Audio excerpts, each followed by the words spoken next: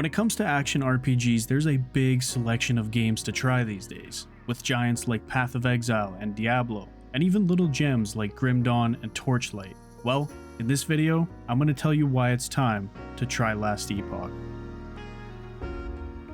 Over the years, Path of Exile has risen above all other ARPG games, setting a new standard for the genre as a whole, with deep endgame progression, plenty of bosses to take on, and tons of build crafting potential, assuming you know how to use a spreadsheet.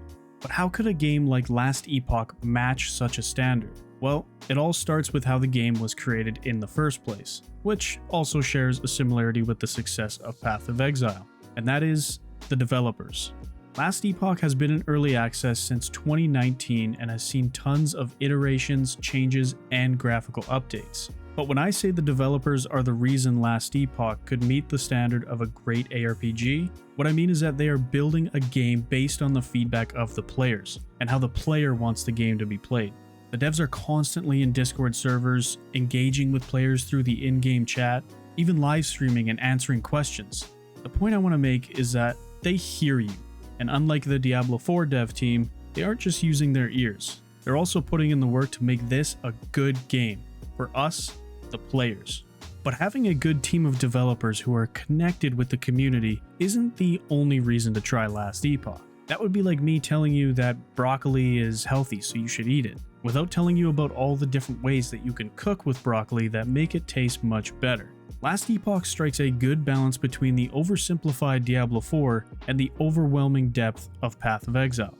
First, you have your choice of picking a class, and the class you choose will eventually evolve into one of 3 masteries around level 20. For example, a mage can become a spellblade and master the art of close range combat. Or you could instead choose to be a rune master that specializes in combo-based magic and destroying your enemies with all of the elements at your disposal.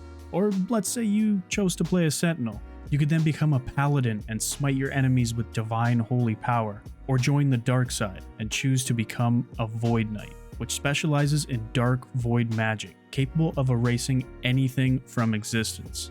Every class and mastery also comes with its own passive skill tree to enhance the power of your build. This is paired with active skills that weave between one another, adding synergy and the option to proc multiple skills with the press of one button, made possible with the skill specialization web, which is attached to every skill in the game, giving you the choice to tailor the skill to your liking.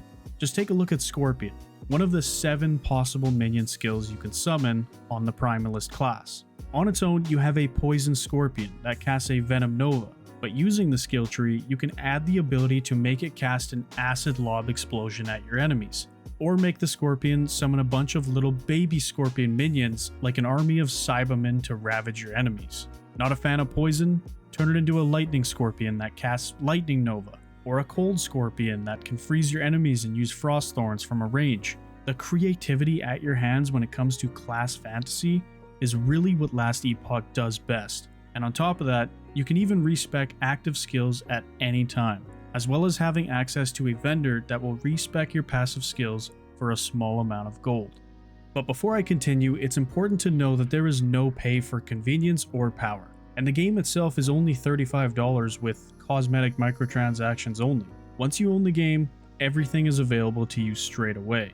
I know, that's a rare thing to come across these days. Even stash tabs were designed perfectly for the convenience of the player. You can have hundreds of stash tabs, and you are only restricted by the amount of gold you are willing to spend on buying new ones. You can even customize and categorize them to your liking. And believe me when I say this is important, because in Last Epoch there are so many different builds to try, and I am sure that you will be creating plenty of characters. But while we're on the topic of creating new characters, it should be known that you can actually boost your alts. Now, I don't mean you can pay $60 to buy a max level character like World of Warcraft, so for all you whales out there, you can safely put your wallet away. Instead, similar to WoW, you can essentially create heirlooms on your high level character for your alts to use so you can speed through the campaign to the endgame. This is achieved with legendary items, the most powerful and highest rarity items in the game. And put simply, legendaries are uniques that absorb the power of endgame gear known as exalted items. allowing you to add the stats of an endgame item, which for example could be like 200% increased damage and 20% attack speed, onto any unique, including a level 1 unique that any of your characters can wear. Pretty awesome. But there's more, including set items. The nice thing about set items in Last Epoch is they are not required for powerful builds, giving the player more freedom when it comes to gearing. And then my favorite items, known as Weaver's Will uniques.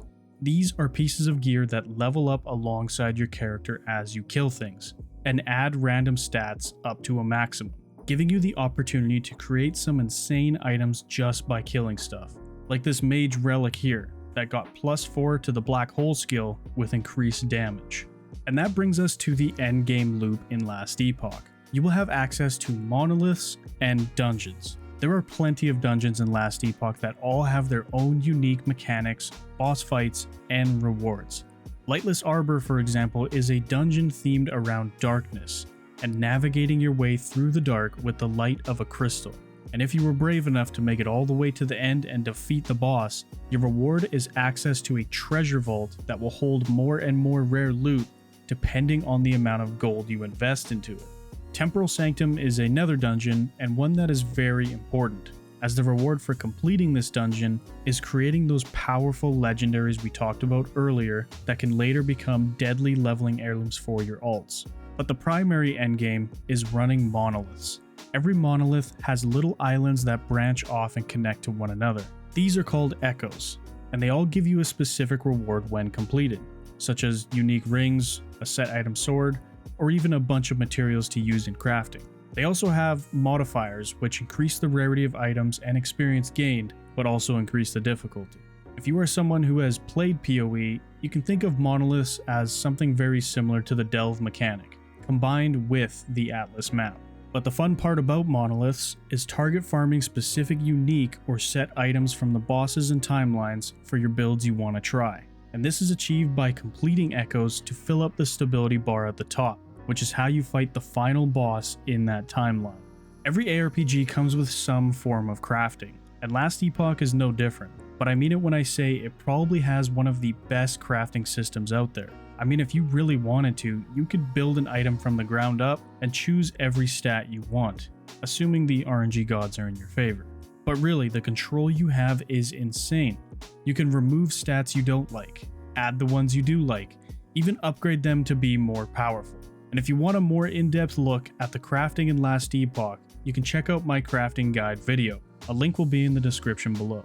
There are so many things that Last Epoch does right, and the full release is just around the corner, which also adds the final 2 class masteries. Falconer, which is part of the Rogue class and will have a primary focus on having a Falcon companion that will fight alongside you, and Warlock, a mastery for the Acolyte class that specializes in using curses and high damage powerful spells to obliterate your enemies. The 1.0 release also introduces a brand new exciting faction system, where you will have a choice between choosing one of 2 factions. First is the Merchants Guild, allowing you to buy and sell any type of equipment with players using the Bazaar, which is essentially going to be the auction house. And then we have the second faction, the Circle of Fortune, designed for solo players that want to find items on their own. This faction improves the quantity and rarity of all item drops, and gives you access to prophecies, used to target and hunt specific item types. The ARPG genre has never been more stacked, and if there was ever time to be alive as a gamer, it's now. Make sure you subscribe to the channel for more Last Epoch content, and leave a like if you enjoyed the video. Thanks for chilling, I'm Manareth, and I'll be back. Peace.